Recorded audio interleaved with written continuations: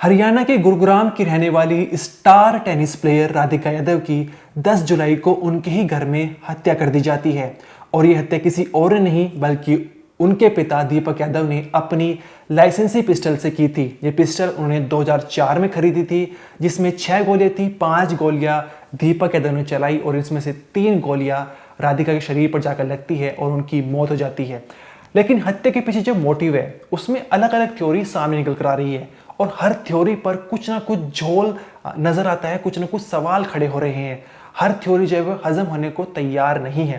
पहली थ्योरी ये है कि दीपक यादव जो है उनको पता चल चुका था कि उनकी बेटी जो है वो सोशल मीडिया पर एक्टिव है और इंस्टाग्राम पर रील्स बनाती है। उन्होंने एक म्यूजिक वीडियो भी बनाया था और जो गांव वाले हैं वो ताना मारते थे, दीपक यादव से कहते थे कि तुम्हारी बेटी जो है वो सही राह पर चल नहीं रही है।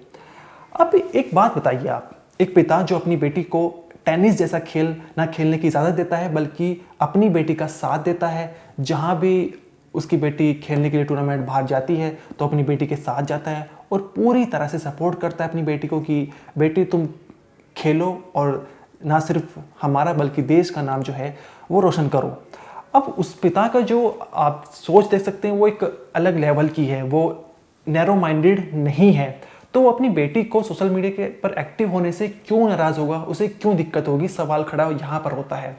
और बेटी जो है वो इंस्टाग्राम पर या फिर अपने सोशल मीडिया अकाउंट्स पर कुछ भी ऐसा अश्लील कंटेंट नहीं डालती थी, बहुत ही सभ्य कंटेंट रहता था जो आज के समय में बहुत ही नॉर्मल है। तो उस पिता को जो एक नैरो माइंडेड नहीं है, हम ये शब्द इस्तेमाल कर रहे हैं, वो नैरो माइंडेड नहीं है, मतलब उसकी सोच अच्छी थी अपनी बेटी की, वो अपनी बेटी को आगे बढ़ाना चाहता था। ये पता चलता है क्योंकि वो अपनी बेटी को टेनिस खिलाता था और पूरी तरह से सपोर्ट भी करता था।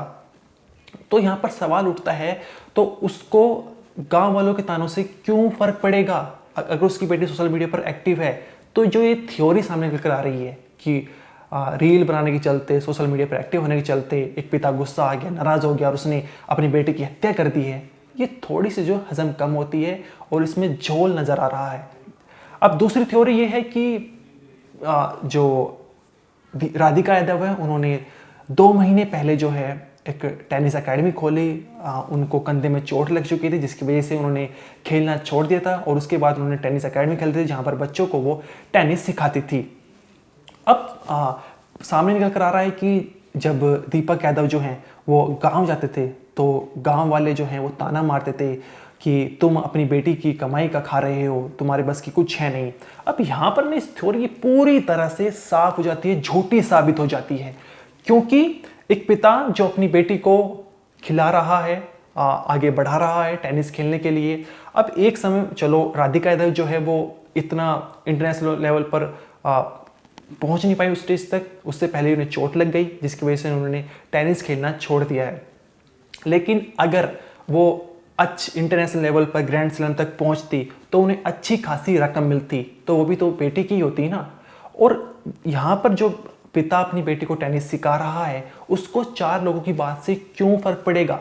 और दूसरा सवाल ये है इस चीज में कि 2 महीने जो है अभी टेनिस एकेडमी को खुले हुए थे, 2 महीने में इतनी कमाई कैसे हो गई होगी। टेनिस एकेडमी खुलने में भी अच्छा खासा इन्वेस्टमेंट लगा होगा, तो कमाई का तो अभी मतलब पैदा ही नहीं होता। तीसरी चीज जो यहाँ पर ये थ्योरी बिल्कुल झूठी साबित हो जाती है वो ये है कि दीपक यादव के दोस्तों ने बताया है कि दीपक यादव एक अच्छा खासा इंसान था और वो करोड़ों का मालिक था। 2-2.5 करोड़ रुपए तो उसने अपनी बेटी पर खर्च कर दिए थे टेनिस के लिए। इसके अलावा जो है 15 से 17 लाख रुपए हर महीने उसके किराए के आते थे।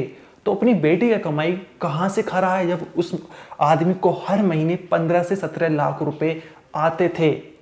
ये थ्योरी इसलिए पूरी तरह से जो है वो गलत और झूठी साबित हो जाती है। अब तीसरी थ्योरी आती है। तीसरी थ्योरी ये है कि जो राधिका यादव है विदेश जाना चाहती थी और ये जो सामने बात आई है वो उनके एक एक्स कोच हैं, अजय उनका नाम है। उन्होंने कुछ व्हाट्सएप चैट भेजी है हमें, आप अपनी स्क्रीन पर देख भी सकते हैं।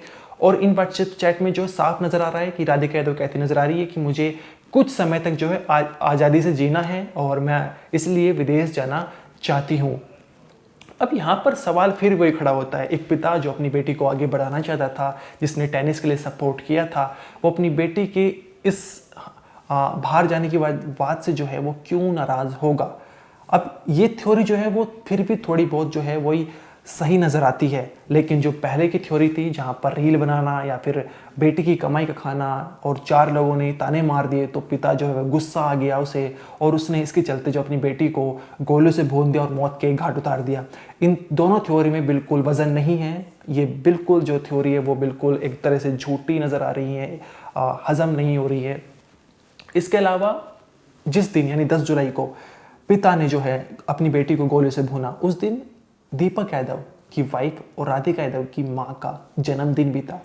तो सवाल यहाँ पर यह भी खड़ा होता है कि दीपक यादव ने जो है अपनी बेटी को मौत के घाट उतारने के लिए वही दिन क्यों चुना जब उसकी वाइफ का उस दिन जन्मदिन था। बेटी जो थी किचन में खाना बना रही थी अपनी माँ के जन्मदिन के लिए, कुछ नई नई डिश ट्राई कर रही थी। तभी जो है वो दीपक यादव पिस्टल लेकर आते हैं किचन में और अपनी बेटी को गोलियों से भून देते हैं। माँ जो थी वो कमरे में सो रही थी और जो दीपक यादव का बेटा था वो बाहर गया हुआ था।